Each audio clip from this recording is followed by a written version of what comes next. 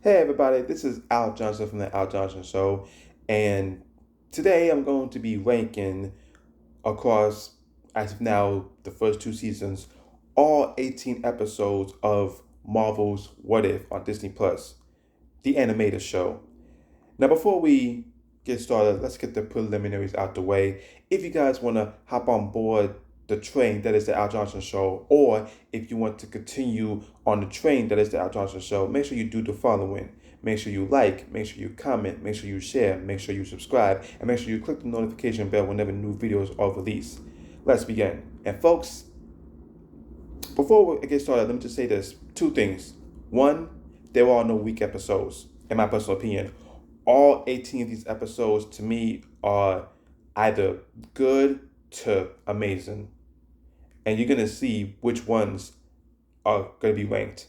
And also, number two, the episode that I know you guys will rank as the worst, and I'm sure you know which one I'm talking about, it's not on the bottom of my list.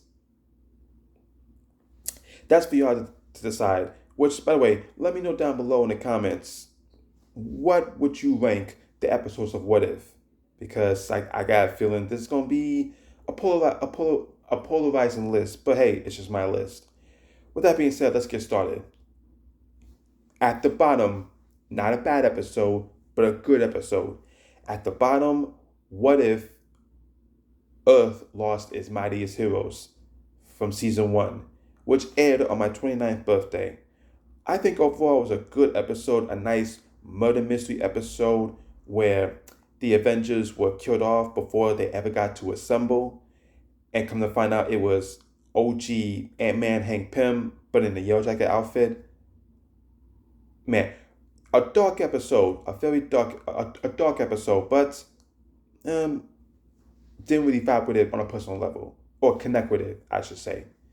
Then next up, we have What If Happy Hogan Saved Christmas from season two, which weirdly aired on Christmas Day this past December. I mean, why not air on Christmas? It's literally a Christmas episode, but whatever.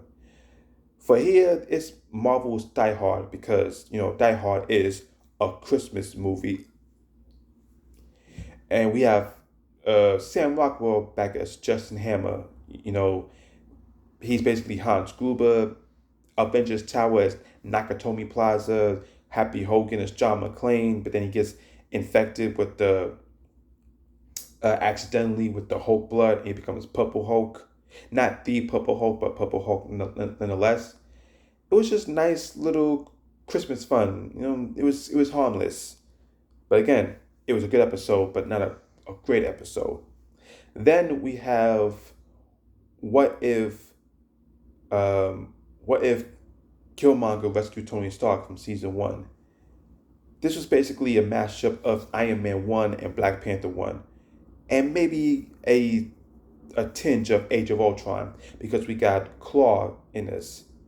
Um, it was surprisingly dark, and also it's like, man, that never trust Killmonger. What a snake, and just some of the crazy stuff that happened. But in my personal opinion, it was a good episode, but it didn't really knock my socks off in my personal opinion. Then we have What If Iron Man crashed into the Grandmaster from season two, which aired on Christmas Day. Why? Don't know. And instead of Tony making a sacrifice play, he was making a sacrifice play. And instead of coming back to Earth in the nick of time, he goes to Sakaar, and we basically get Iron Man Ragnarok. And we get Gamora, who was still with Thanos, but secretly doesn't like him. I mean, she doesn't really like him, period, but she was still knee deep in Thanos, with Thanos, pardon me. And it was nice. It was nice. It was basically like a Marvel version of Mad Max with the car race at the end. But overall, it was nice. It was quite a nice episode, but not one. It was like, oh, that's a great one. My personal opinion. Then here's going to be the controversial one right here. Next, we have What If Thor were an only child from season one? I'm sure y'all have this at the bottom of your list, but it's not on mine because as somebody who became a fan of Thor thanks to Ragnarok and Taika Waititi, and even Love and Thunder, despite my problems with it, overall, it was fun. It was a cute little fun episode. I mean, you have Thor in this universe who's an overgrown, immature teenager throwing college dorm parties and going across planet after planet after planet, just partying and destroying planets and stars. But it was just nice and cute. I mean, we also had Frost Giant Loki, where we got to see what Loki would have looked like if he stayed with his people and all that. But it was just a fun episode. But you guys hated this episode, but that's whatever. I enjoyed it. Then next up we have here the season 2 finale, What If Strange Supreme Intervene, and then season 1 finale, What If the Watcher broke his oath. Both are similar in how bonkers, how crazy, how superficially fulfilling it was. But the reason why I have the season 1 finale above the season 2 finale is because I feel like the season 1 finale was a bit more fleshed out and was better. With season 2 finale, it was like everything was just all over the place. This was basically the manifestation of just throwing spaghetti at the wall, see if it could stick. Both finales had cool AF parts, really really cool parts, and nice little callbacks and nice little references and nice little like, oh, I wonder what would happen if this would have happened. But overall, um, these are good episodes that would well season 2 finale was a really good episode was a real good episode. Season 1 finale, great episode. And speaking of another great episode, we then have What If Nebula joined the Nova Corps, which kicked off season 2. I mean, throughout season 2 it was it, but the season 2 premiere was much more cinematic than I remember season 1 being, and then carrying it on for season 2. It was basically Marvel's Blade Runner with Gamora. You have Howard the Duck being the kingpin, no pun intended, of his casino. Groot and Korg is working for him and all that. And it was nice, and it was very nice piece of sci-fi. And again, because this is an animated show and they've only ever ran for 30 minutes, a lot of stuff is gonna get, I guess you could say, lost in the sauce. Where it's like it has to be done within 30 minutes. And that kind of hampers it, but it can still make for great stuff. Speaking of great stuff, sorry about that. Speaking of great stuff, we then got What If Hela Found the Ten Rings, where basically you have Hela start the episode getting the Thor 1 treatment where Mjolnir was destroyed by Odin, just like she did in Thor Ragnarok. We had her crown, her helmet taken from her. The whosoever shall be worthy shall possess the power, all that. And she was in the the world of Shang-Chi with the what's his name? The Mandarin, and then we go into Tao and all that. And we had Kate Blanchett come back as Hela, who was one of the best parts of Thor Ragnarok. And I mean, Hela, goddess of light, the white outfit. Come on now, come on now. That's an action figure in and of itself. That's a movie waiting to be. That would have been amazing to see. Then next up, pardon me. Then next up, we have What If Zombies, aka Marvel Zombies, which will then lead into a spin-off series coming this year, next year. And with the zombie episode, it was highly anticipated when the show was first announced, and they showed like the episode breakdown and, oh, this will happen in this episode and all that. And it's just like seeing Marvel Zombies MCU version was like unheard of. For those that know the story and know how dark it is and how the MCU it was dark in places, but overall a nice solid episode, a really solid episode.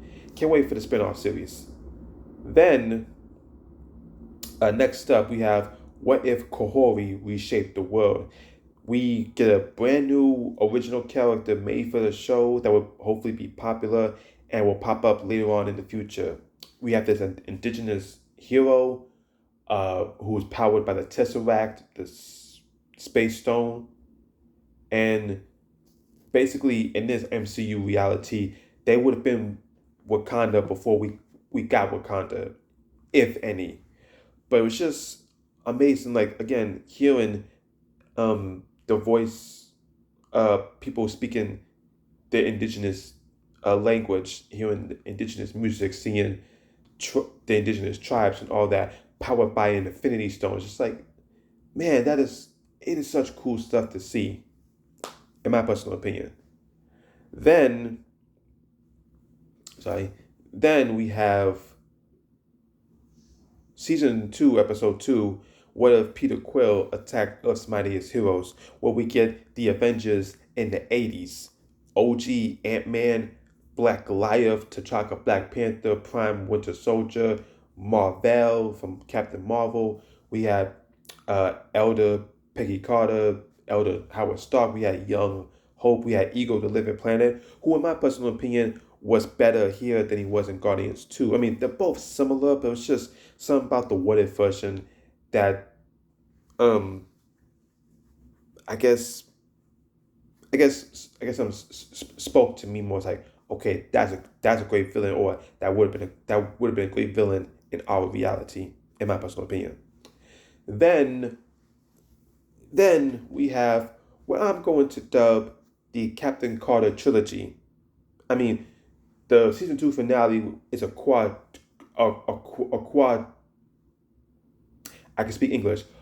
A quadrilogy, a four-parter, basically.